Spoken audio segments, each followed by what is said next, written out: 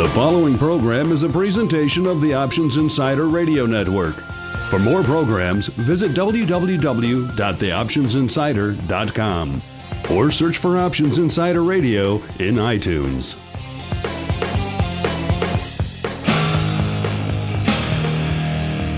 And now, it's time for the show that breaks down the options market. From unusual activity alerts to market updates and trading strategies. If it involves puts and calls, then our all-star panel will break it down. It's time to hit the option block.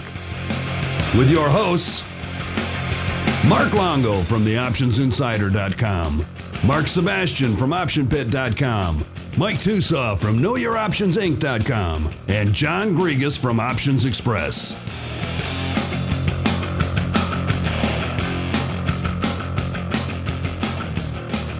Welcome back to the Option Block, and I hope all of our listeners are having a fun and exciting and froth-filled trading week. I know the rest of us certainly are here. My name is Mark Longo, and I'm your host for this bizarre frolic through the world of options. And I am joined, as usual, by this very strange cast of characters, starting off with the greasy meatball himself, good old Mark Sebastian from OptionPit.com. Mr. Greasy Meatball, how are you doing today? Oh, I am doing lovely. The markets, I have to admit, I totally called today, and it was right on my blog last night. So I'm pretty proud of myself. So you called up 2.11 points in the S&P. You know, I said it here, and here's my exact quote. All right, it was because I went to the fact that I think that skew really flattened out. It was really interesting, and I'm going to go off on a little side note here, but it was really interesting. Downside put skew in the SPX did not buy any of the rally. Well, guess what? It's not buying any of the sell-off either. That downside curvature is actually kind of down a little bit and is just stuck. So, my thought is we could be a lot more range-bound than anybody suspects. Now, we may have a high intraday range, but I'm interested in whether we'll have a high inter-day range. On a side note, beyond trading, I am in my office playing with my Slinky, and I'm really excited about it. The Slinky returns, and our editors thank you for that. And then we are also joined back from his holiday water skiing up in sunny Wisconsin in February. Good old John Griegas himself from Options Express. Mr. Griegas, how was your holiday up in the land of cheese and beer?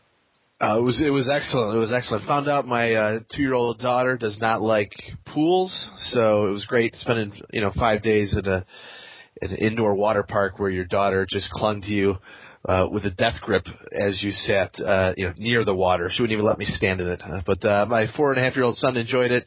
It was nice not to stare at the markets for 10 hours a day, but it is good to be back. I'm sorry I missed the live show last Thursday.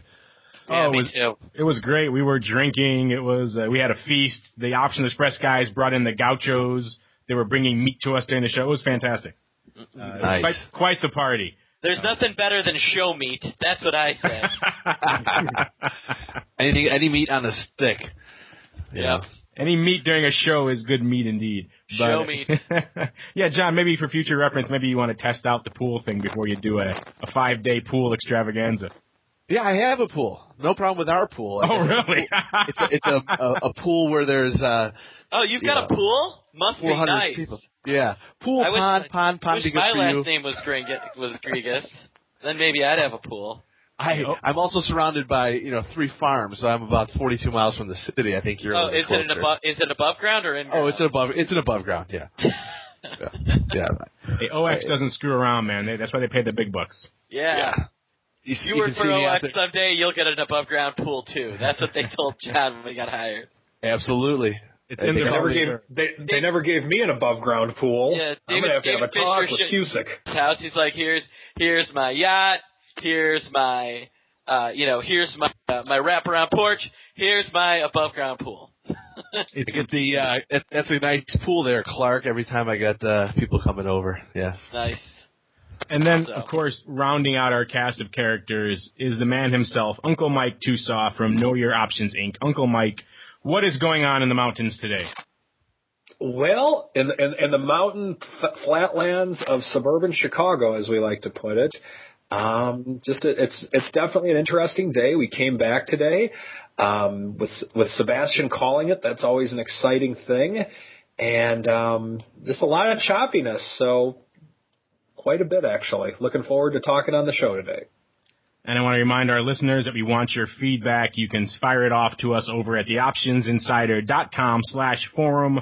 You can post all of your thoughts and questions and comments there. You can also leave us a voicemail, 312-544-9356. We look forward to hearing your lovely voices. If the comment or question is interesting, we'll play it on the air.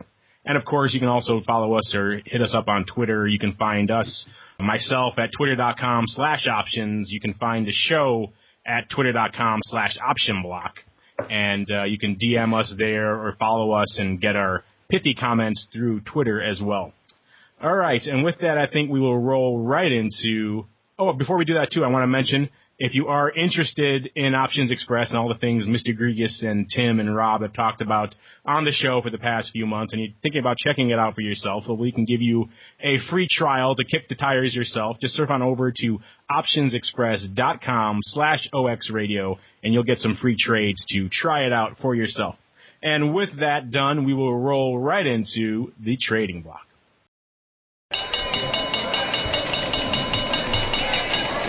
The Trading Block.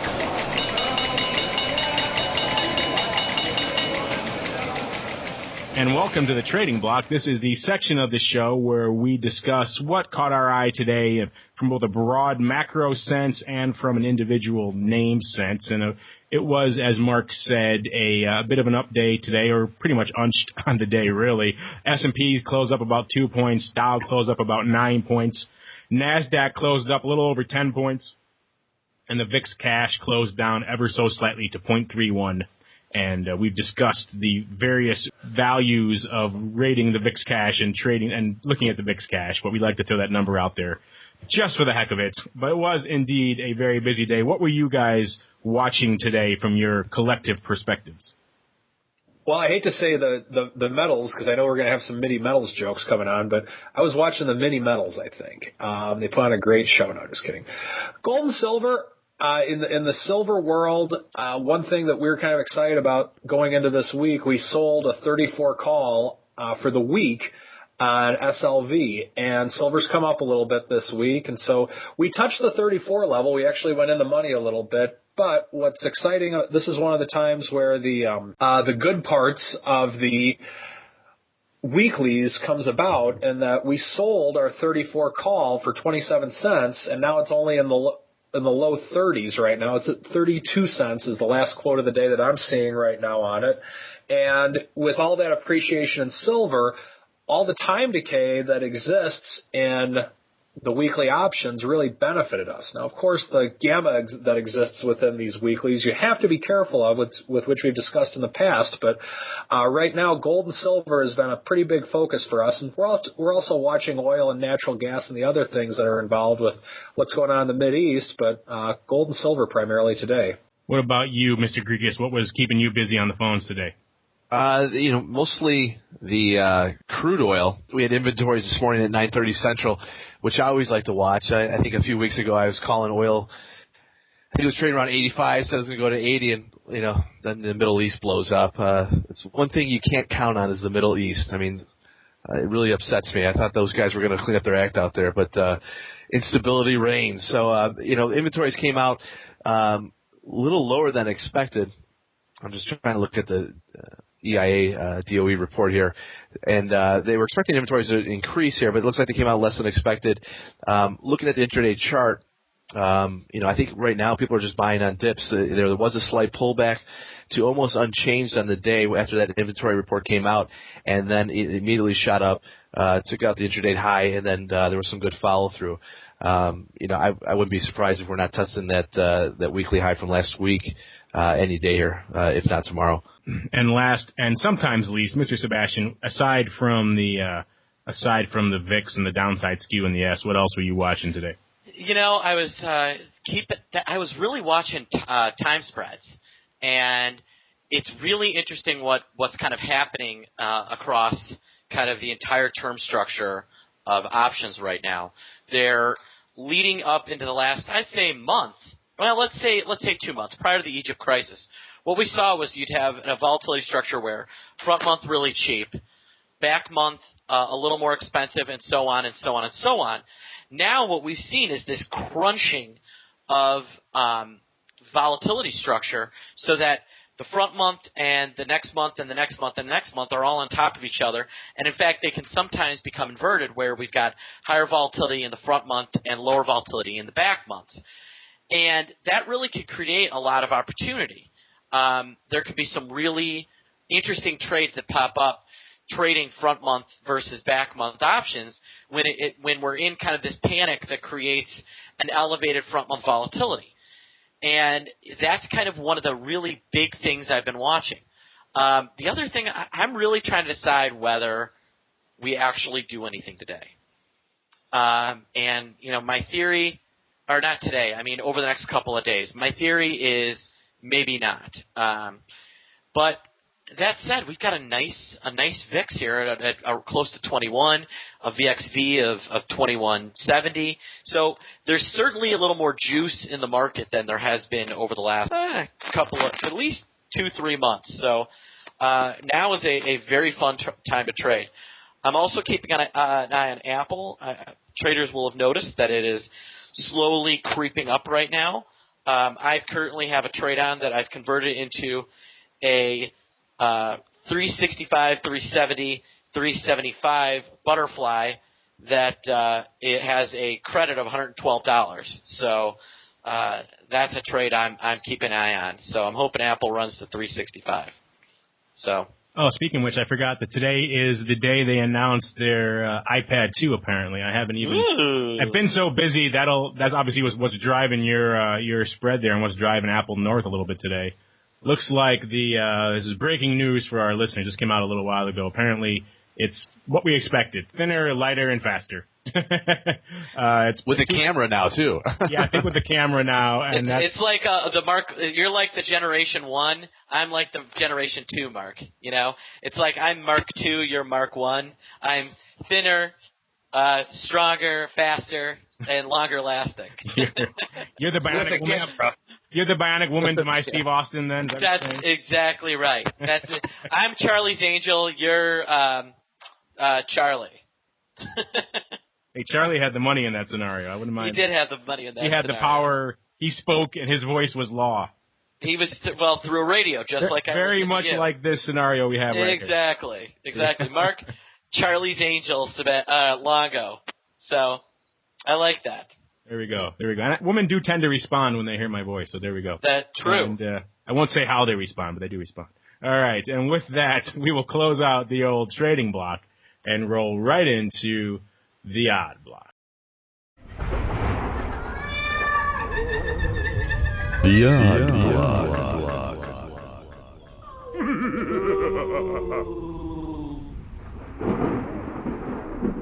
And welcome to the odd block. This is the section of the show where we discuss the interesting and or unusual activity that's lighting up the tape today.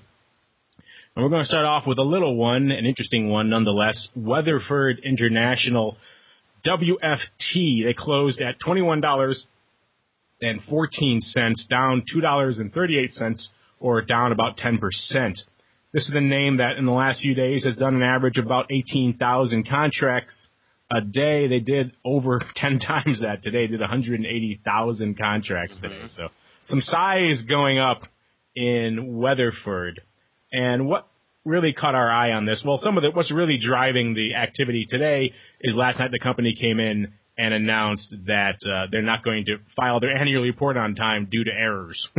Errors ranging back to 2007, and that could hit their earnings for as much as $500 million over the past few years. So needless to say, not good news for the company or for the shareholders. And so the stock took a hit and the options volume went through the roof. But one of the interesting strategies we saw peeking through all of this tons of fire hose of volume we saw going up in WFT today was a couple of bullish strategies. One of them actually we don't really see hardly ever, so I thought it was worth calling out.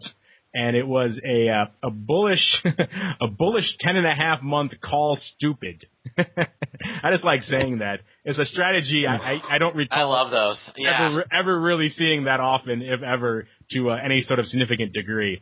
And what this essentially consists of is instead of buying a vertical call spread where you buy the lower strike call, sell the higher strike call, or vice versa. Instead, this involves buying both strikes, and hence why it's called a stupid. And this one looks like the trader came in and picked up the Jan 22 halves and the Jan 25s in WFT, paying $3.45 net for both of them. And I think it went up about, I don't know the exact numbers here, but it looks like between the open interest on these strikes, looks like about 7,000 times maybe. And so a relatively sizable transaction going up here today. And I thought it was just interesting. Obviously, this guy thinks there's some upside left after all this hitting in this stock. He sees this as a one-off event, and he thinks this stock will recover from this. Obviously, he's taking a big bet that the company is being honest with how much they've overstated their earnings. These kind of things tend to hurt credibility in these companies.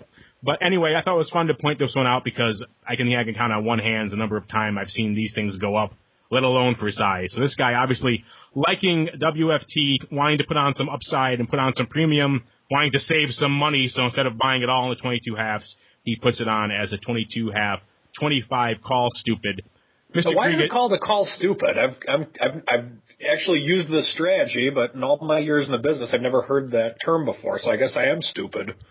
Yeah, it's not a very common term. I mean, I don't hear it very often myself. Yeah, it's a strange trade. I think it's called stupid because I think the vast majority of people see it as being a very silly or very, you can call it unique, very purposeful strategy. It works in a few scenarios when you really want to save some premium, and or usually you would do it as the stock runs and you roll some position up maybe. Where I've seen call stupids is where somebody does it and a combination with a stock sale. That can be a really good way of, hey, I think this thing is going to tank, but if I'm wrong, I really want to win.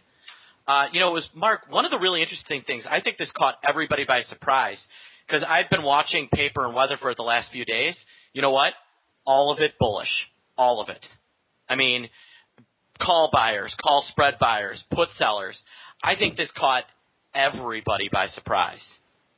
So, real interesting. Certainly seems like. If you look at the strikes today, I was just going through it before the show, and it's just, there's activity on like every strike out past April, it seems like. This one just lit up the tape today, and you're right, the bulk of it did seem to be bullish.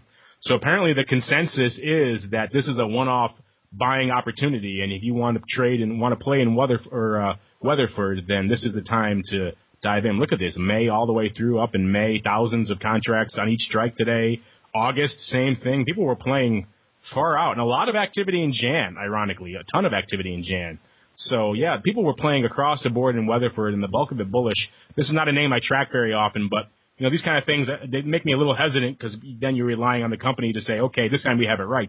But if you believe they're going to do that and believe that this is just a one-off error and sell-off, then, yeah, this is a definite buying opportunity. What about you, Mr. Grigas? You ever see any of the retail folks coming in looking for you to do stupids for them? No, I mean, it's an old term, you heard from the floor, and that's about the last time I heard it, last time I was on the floor of the SIBO, but put stupids, call stupids even rarely hear those. I mean, that's not something retail, they're focusing on the new term called delta neutral. They're trying to figure that out. I don't expect them to do a call stupid or put stupid anytime soon. Yeah, I like the call stupid just from the standpoint, and not in every situation, but the way with which I've used this for people in the past is if, let's say that we're really bullish on XYZ stock, and we think it'll take a little bit of a near-term pop. We'll buy an at-the-money call option. Call option goes up a little bit, and just enough to make enough profit to finance the original cost of the out-of-the-money call, and then that creates a free ride, so to speak. So, I mean, I've done that, but I've legged out of them, and so I do think it's an interesting concept if you manage it in a good way. See, that's how I typically seen them done, is you take the meteor leg first, it runs a bit, and then you use some of your profits to buy and kind of roll up and put on some extra position on a higher strike. You don't see it often done at once, which is why people tend to call it a stupid as well, I think. At least your way, you've gotten some momentum behind you, you've gotten some profits behind you first before you're doing it. You're not just throwing it both up on 2 strikes and letting the dice fly high, as they say. All right, and then moving on to the next name, Verigy. This is the ticker VRGY. They closed at $13 and a penny today, up 9 cents. This is a name that does about 4,000 contracts a day. They did about 11,000 today. What we saw today was a pretty sizable put spread coming in. This is the company, by the way, in case you're not familiar with them. They make chip testing equipment. And this guy thinks there's some downside in Verigy ahead of April. Let's see, blah, blah, blah, blah. There's some background on this one, by the way. Verigy had some M&A activity. They looked to acquire another company in an all-stock deal that may fall through, and other companies are coming in to mix up and put these companies in play a bit. So it looks like there's a lot of M&A swirling around Verigy and another company, Advantest, which would merge to form the largest manufacturer of semiconductor testing equipment in the world. This guy apparently thinks this deal isn't going to happen because he's putting on some downside. He picked up 5,200 of the April 13 puts for about $1, and he sold the same number of the April 11 puts for a quarter, netted out to 75 cents. So this is a whopping 10,400 of today's 10,900 contracts was in this one trade. And this guy obviously thinking that with where Verigy is right now, this is an at-the-money put spread, and thinking that this deal probably not going to go through, hedging his bets in case it does by selling the 11s and taking some of that premium off the table, but thinking that obviously there's some near-term downside coming in Verigy, and wants to hedge his bets. Maybe he's a long equity holder. Maybe he's an insider with some stake in the game and wants to hedge his exposure there. But near-term downside ahead, at least this guy's saying, in Verigy. Any of you guys watch this one? No, but looking at the trade, it's kind of a coin flip trade. And the guy did it for 60 cents, something like that. 60, 70 cents, did you say? 75 cents. 75 cents. That's not a bad price on kind of a coin flip where we're sitting right there with the amount of time he's got left to let this thing work. So, not a bad trade if you think Verigy's going down. Yeah, he legged it, got a decent fill. It's got some time for this one to work. Obviously, he's not sure when these deals will fall apart, but sometimes relatively soon. But he gives himself a little bit of cushion by rolling out to April as opposed to just playing in March. And then we're going to close it out with another of Sebastian's favorites. We couldn't have an odd block without one of Sebastian's retail darlings. And today, in the clothing line at least. And today we're talking about American Eagle Outfitters, AEO. They closed at $15.35, up 33 cents. This is the name that does about, or has done recently at least, about 9,000 contracts a day. That's probably bumped up a bit due to earnings coming up. And then they also they did about 19,000 today on the day. And what we're seeing is a lot of activity in the calls with bulls coming in to scoop up American Eagle. They must love it just like Sebastian does. The earnings are actually ahead of the bell next Wednesday, so we got about a week before earnings. And today we saw traders pick up about 2,100 of the March 16s for about 48 cents. We also saw them moving up to the March 17s, picking up about 1,600 of those for 24 cents. We also saw bullish activity rolling out to April, where we saw about 1,800 of the April 17s going up for about 43 cents. And so all in all, a lot of bullish call buying activity in March and April ahead of next week's earnings. And not surprisingly, all this buying activity gapped up the vol to about 51.5 today on the close with earnings coming up. So yeah, American Eagle, people thinking that American Eagle is going to beat the quality analyst estimate. And, it is the other thing to remember is this is one of the prime private equity takeover rumored stocks. There are constant rumors about this stock because there are a lot of people that think it could be managed better, that the company could be run better. They're kind of like a tweener. They're for teens and young adults, but they're cheaper than Abercrombie. Probably about the Gap price level, but maybe a little bit more hip, if you will.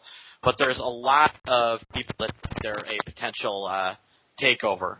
So that's what I've heard, out on the street, that they're a prime private equity target. This is why we love having you on the show, Mark Retail Sebastian, and for all of your insights into both AEO and, of course, Abercrombie and our favorite Chico's.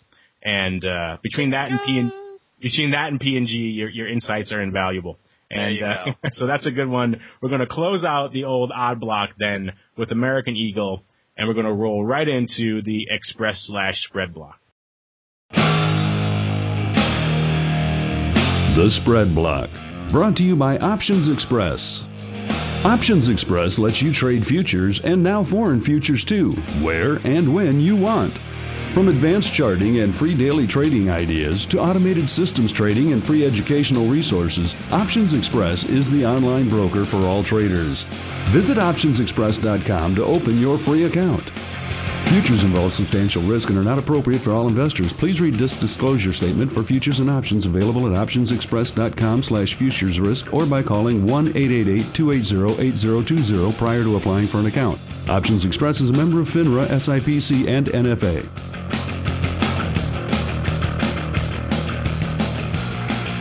And welcome to the Express/Spread block. This is the section of the show where we sit back and allow Mr. Grigas to run away with his crazy tales of daring do over at Options Express. So, Mr. Grigas, what do you have in store for us today?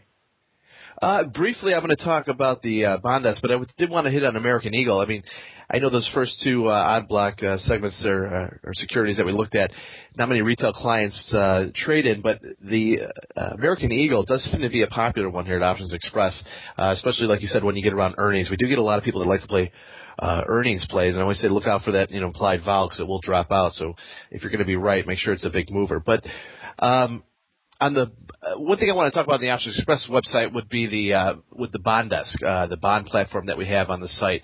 I don't think I've ever touched on it in too much detail, but I did have a couple of conversations today. We have a few guys off the bond desk, so I am filling in for them. And I got to refamiliarize myself with the bond desk and the intricacies of it, and I thought it might be a good opportunity to share it with some of our listeners. One of the major things that separates us from other broker-dealers is that we do inventory bonds. That means we just execute them on an agency basis and charge a commission for it. You may see out there a lot of broker-dealers that will say, commission-free bond trades. And that's similar to what the Forex does in their marketing tactics. But, there's never a free lunch. There's never a free commission trade. We got to pay the exchanges, got to pay, the bills, keep the lights on.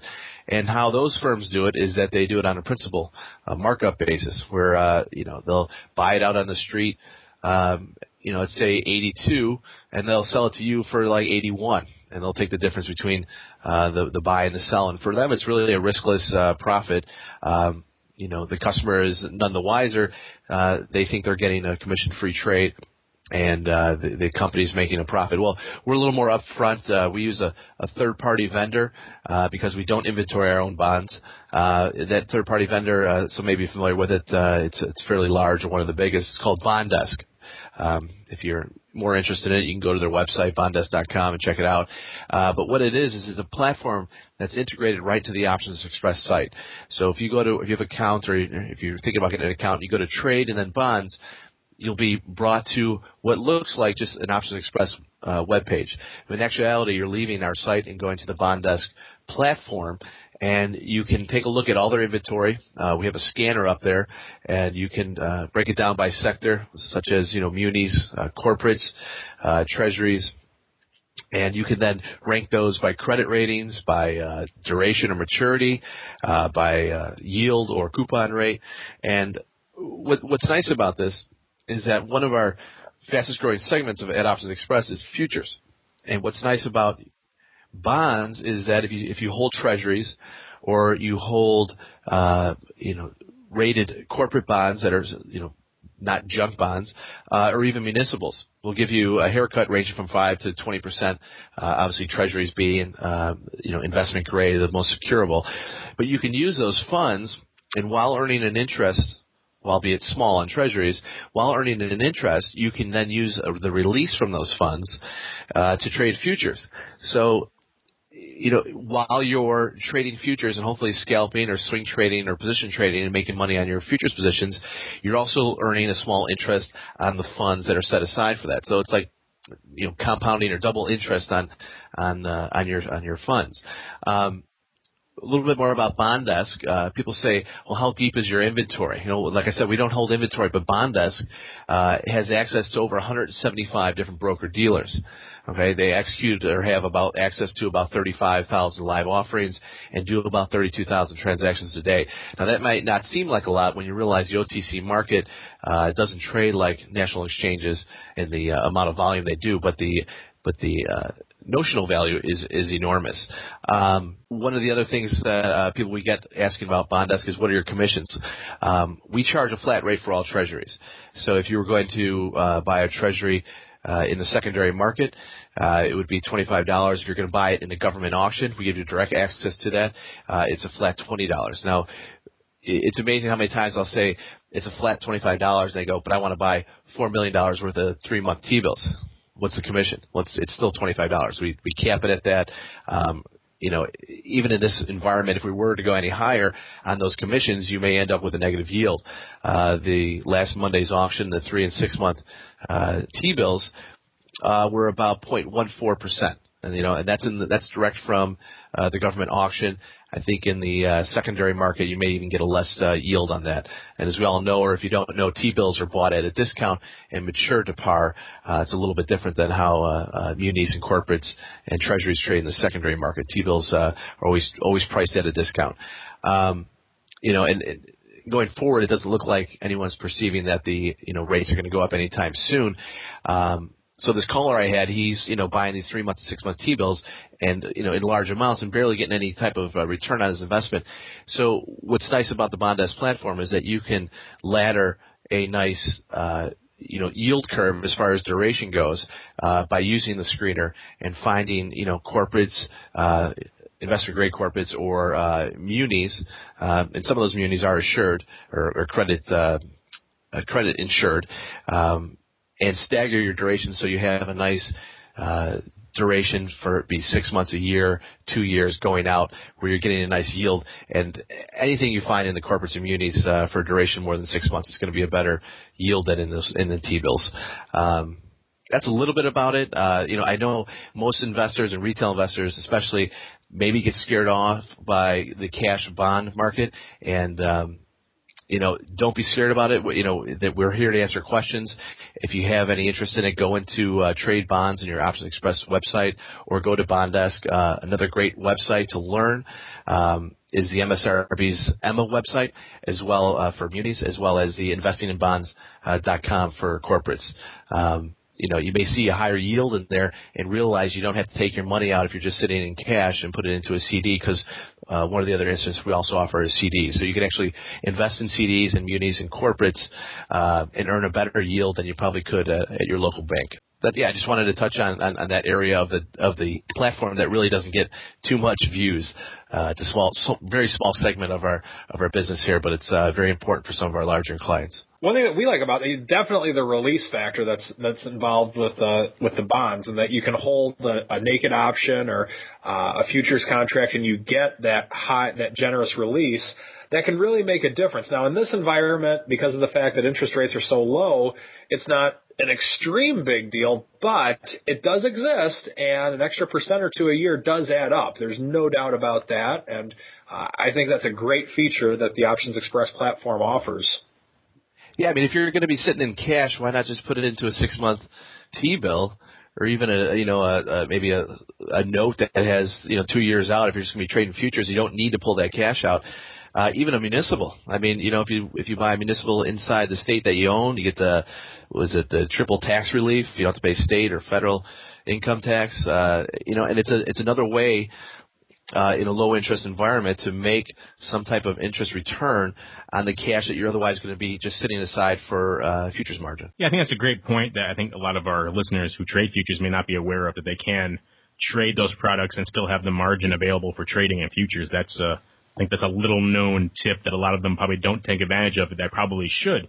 And also, it's surprising to know you can buy CDs through the Options Express platform. I didn't know that. So another little tip for some of our listeners who may be looking for what to do with some of their spare cash and their OX customers. You can pick up a CD here or there and put your cash to work while you're doing some other things. Yeah, what's interesting is they actually trade like bonds. So those ones that have a 5 or 6% coupon will be trading well over par. So the yield comes in line. I think we were looking at 5 and 7-year CDs, and the yield was like 3 3/4%, which isn't too bad. I haven't, it's probably, it's either equal to or what you may get at a bank, but at least you don't have to continue to move your money out and wire it around and try to chase the high yield. You can find some decent ones on the OX platform.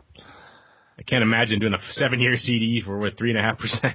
Yeah, that just sounds wrong on every level. I'm sorry. Hey, blame it on Bernanke.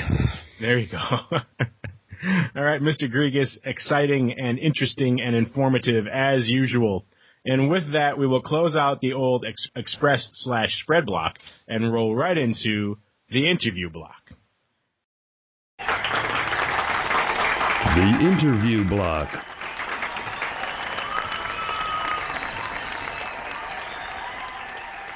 And welcome to the interview block. This is the section of the show where we drag some poor soul kicking and screaming from the options markets, and we make him sit down and talk to our listeners.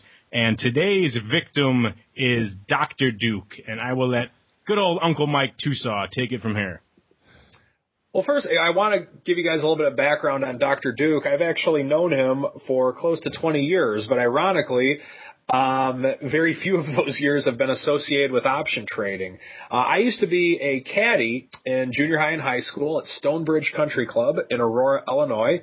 And what I used to do was I kept a spreadsheet of how well the golfers tipped. And I kept very close tabs on it because you could lobby for certain golfers the way that the system was set up there. So I made sure that I kept close tabs on that. And I remember one day I was caddying for this one guy, Mr. Gibbon, and he stopped after 9 holes.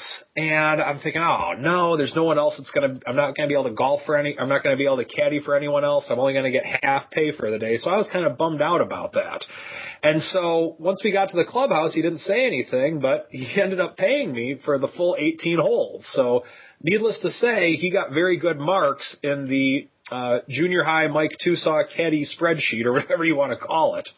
And so with that, we didn't really keep in touch or anything, but about 15 years later, when I was working for Options Express at an event, he put his name down on a card that I was taking. And so I looked at it, and so I looked him in the eye, and I said, and so I asked him if he ever had been a member at Stonebridge Country Club. And then so first off, he looked at me like I was stalking him, and I was crazy. But then I told him the story about that, and it was just kind of interesting. We've kind of kept in touch ever since. So I always tell people we're never able to recommend people who trade or anything like that at Know Your Options, but I can tell you one thing about Dr. Duke. He's definitely a good tipper, at least from my experience. So without further ado, I'd like to just kind of dive right in, as Mark puts it, and let's get this interview started and introduce Dr. Duke. Dr. Duke, it's great to have you today. Well, thank you very much, Mike. It's great to be here. And as always, when you give me that introduction, I always have mixed feelings because on one hand, it makes me feel old, but I guess it's flattering. Well, I got to say, it's one of those experiences, I guess, that you never forget. And I always tell people it's kind of ironic that I ended up in a career in finance because of the fact that I was spreadsheeting golfers' tips at age 12. So I thought that was something. But Dr. Duke, why don't you tell your audience a little bit about what you do, a little bit from the standpoint of the newsletter that you provide and some of the styles of trades that you like to do, and a little bit about your philosophy on trading. Okay. Well, my philosophy, I guess, is best summed up by the title of a book that I just recently published, and it's called No Hype Options Trading. And I was motivated to write that book because I was a little concerned. In fact, for years I've been concerned that there's entirely too much marketing hype in the options education business.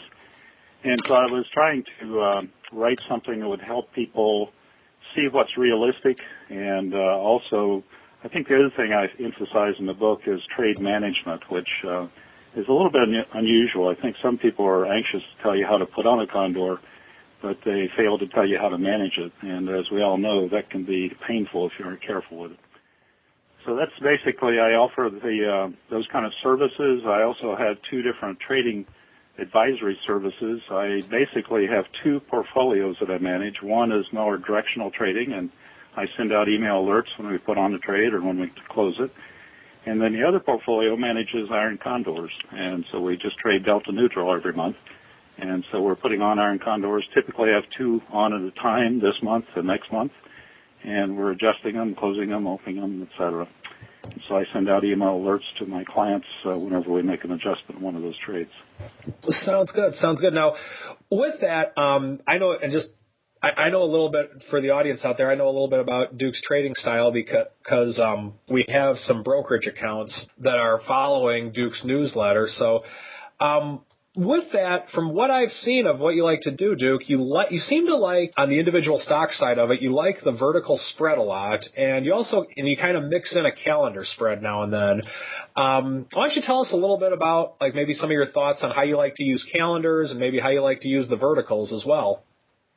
Well, what I do is I track about a half dozen stocks that I've played for many years, and so I understand how they behave well. And in fact, that's one of the things I'd recommend to anybody listening is know the stock that you're trading well, because I think that makes a big difference.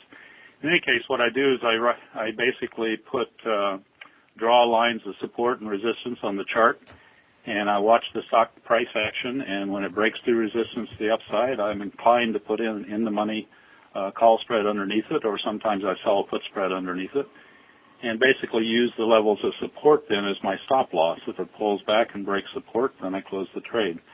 And that's my basic philosophy with the directional trades using verticals. Sometimes I play, well, like right now we have a condor on Google, because Google, if you look at that chart, it looks like it's been kind of oscillating between 600 and 630, 640, thereabouts for the past several weeks. And so we have a condor on that, just playing Google in that channel. And calendars are a little different. What I do with calendars, I often use those before earnings announcements. If you put on a calendar spread anytime, if you play a calendar spread, you have to be very careful about implied volatility, because if implied volatility collapses on you, you're going to be in big trouble. But before an earnings announcement, of course, implied volatility is typically trending upward. And so you can put on a calendar spread at the money, or if you're trying to anticipate the movement, you might put on a call calendar above the price and anticipate it moving up somewhat before the announcement. And in effect, what you'll do is as long as the front month that you've sold and the back month that you own move up in implied volatility reasonably close together, the larger vega on the back month will help you, and basically your trade will appreciate as you approach the earnings announcement, and then you close it before the announcement, of course, because as soon as the announcement occurs, implied volatility collapses, and you don't want to be in a calendar spread then. Yeah, so basically in the calendars, you're looking to get out before earnings. You're not even trying to mess with, are they going to beat the street there or anything like that. You're just it's strictly a volatility play. Am I correct in that assumption? That's exactly right. Now, Dr. Duke, this is Mark Longo here from the Options Insider. And you mentioned one of the key buzzwords that I know will perk up a lot of the ears of our listeners out there, and that, of course, is iron condors. They've been a hot strategy for the last couple of years. You know, you can count thousands, almost seems like, of newsletters these days who do some sort of iron condor advisory or iron condor management. It seems that most of them tend to lean into one camp of either long premium condors or short premium condors. So do you fall into one of those camps as well? Are you a premium writer through condors? Do you buy premium? Do you mix and match depending on the situation? What do you do in your accounts? I'm typically selling the spreads out about 50 days from expiration and about 1.2 standard deviations out of the money, and so it's reasonably conservative. Of course, the downside of that, as you know, as you go farther out of the money, you're collecting smaller premiums, and it's a higher probability of success But the dark side of that is that your maximum loss or your potential loss is getting larger as you do that. And so that means that your risk management has to be even more robust, and you have to be very careful with it. It's got to be a challenging environment to be writing OTM condors and finding good opportunities to do so. It's got to be getting harder and harder every day, I would think. Well, actually, the last month or so hasn't been bad. That's been going very well, simply because we've had these run-ups that then immediately seem to pull back, and so the overall markets, even though they're still pretty bullish, haven't moved up as rapidly as they had been earlier, like late last year. And so my condors the last couple of months have been making money and doing pretty well. But last year was a very challenging year. I would say if somebody tells you that they made money in 2010 on their condors, they're trading very well, because that was a tough year for the condor. Yeah, a lot of our partners who specialize in condors would prefer to forget 2010, I think. Yeah, absolutely. So I've had a couple of students that actually made money in 2010 with their condors, but it's interesting how they did it. The strategy that I teach them for adjusting initially is to use what I call the 200% rule, where they basically put on the trade, let's say they put on the trade for 50 cents, and basically whenever they watch the trade and whenever they can close that spread on either side for $1 debit, then they close it and allow the other side to expire worthless. And so in effect what they're doing is their worst case scenarios are typically close to a break even. And so they found that in 2010 they closed themselves out early almost every month, but they had a couple or 3 months where they made money, and so they ended up profitable for the year, which kind of underscores the risk management issue. One thing that I've noticed throughout and seeing some of your trades, Duke, is that you're primarily a higher probability trader. Now, there's always the old adage that if you're a higher probability trader, that on the fewer times that you lose, you can get wiped out. However, if you're a lower probability trader, then you're going to lose most of the time, but it won't be quite as much. But then hopefully your few wins make up for the many losses. With that in mind, when you put on a higher probability trade, how conscious are you of the risk management aspect, in whether it's a condor, whether it's an in-the-money debit spread or an out-of-the-money credit spread? How consistent are you in terms of like how important would you say on a scale of 1 to 10 is risk management when you put on the higher probability trades? Well, I would say risk management and options trading is like a 12 on your 1 to 10 scale, because basically we have to keep in mind that options are priced primarily on a probability basis, and so therefore it's a little different than buying a stock. That means basically when you go through the analysis, if I'm selling the option, somebody else is buying it, and essentially we are both, there's neither one of us have an edge, is what I'm trying to say. And so the risk management is the important concept. You have to control your losses, because no matter which, even if I play a very far out of the money vertical spread that has a very low probability of success, or I play a deep in the money spread with a high probability of success, if I don't control my losses over time, neither strategy is going to work. Sounds good. Well, Duke, got 2 more questions for you. Just the first one that our audience is dying to know, where does the name Duke come from? And the second question is, where can we learn a little bit more about where we can buy your book, as well as how we can look into subscribing to your newsletter? Okay. You can subscribe to my newsletter on my website, which is parkwoodcapitalllc.com. And Duke is a nickname that came from the family years ago. I was born the same day as Prince Charles, and my dad thought that was clever, so he always called me Duke, and so I was always known as Duke to the family, and as you know, at the country club with buddies, and it was always Carrie in my professional life, and so that's where the Dr. Duke came from. My wife, when I started this business, my wife said, well, that's a great logo. You ought to use Dr. Duke, and so. Sounds good. Sounds good.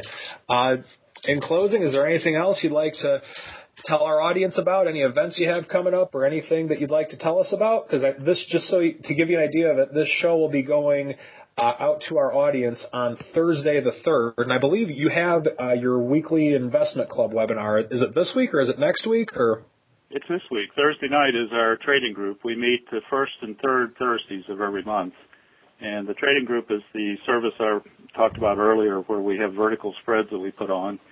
And the other thing that you mentioned was my book. On my website, they'll find a link that will take them to Amazon where they can buy the book, and because I don't sell it on the site. the best price you can get on it is at Amazon. Sounds good. Well, Duke, thanks for coming on the show. We're always happy to have you, and please come back and join us again sometime. Well, thank you. I enjoyed being with you guys. All right. Yeah, it's good to have you on. We'll definitely have to bring you back on again down the road. And that's going to do it for the interview block, and we're going to roll right into Around the Block. Around the Block.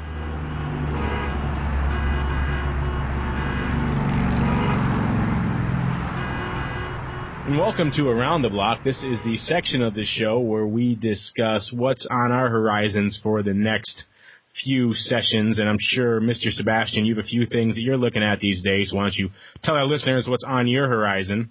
Looking ahead, I think everybody's going to be looking out for employment numbers. We had the ADP surprise the upside today.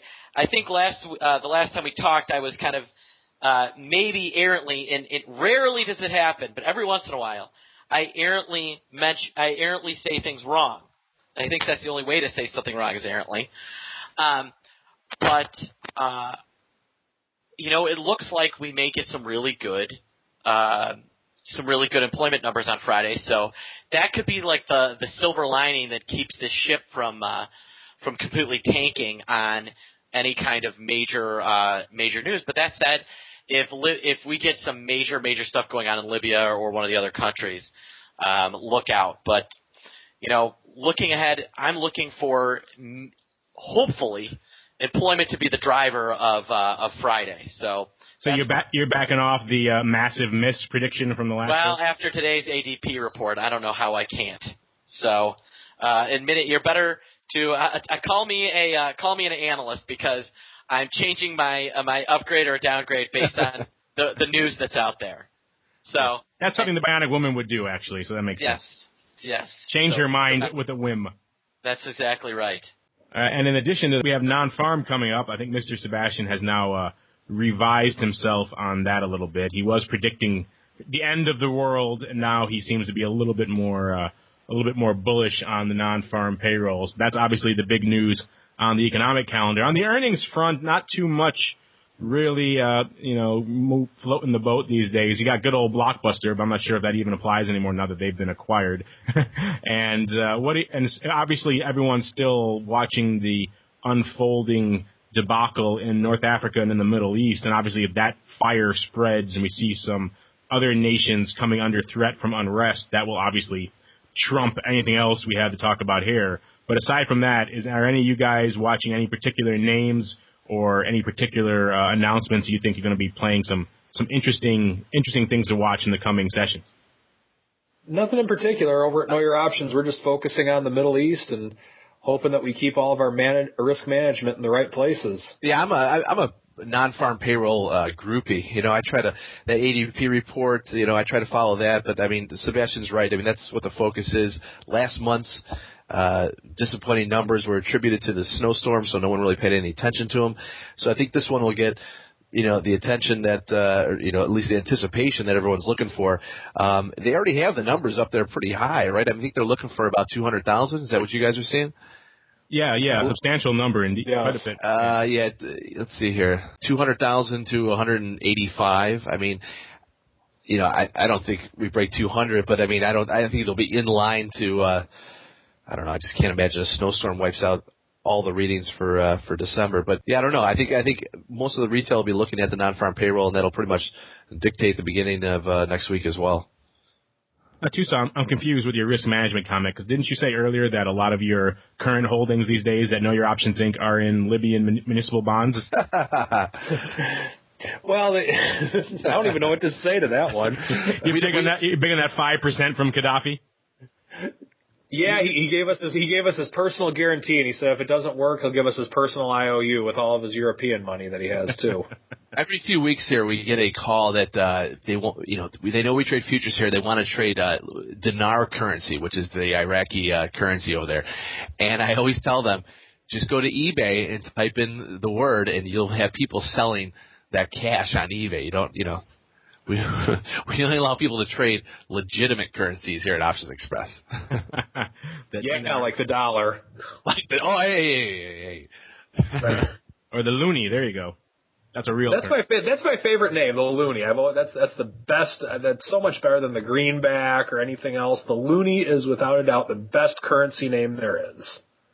I don't know. The rupee is pretty nice, just for difference sake. But, yeah, I think that's going to do it for the old Around the Block segment. I want to thank my colorful cast of cohorts here for joining me on the show today.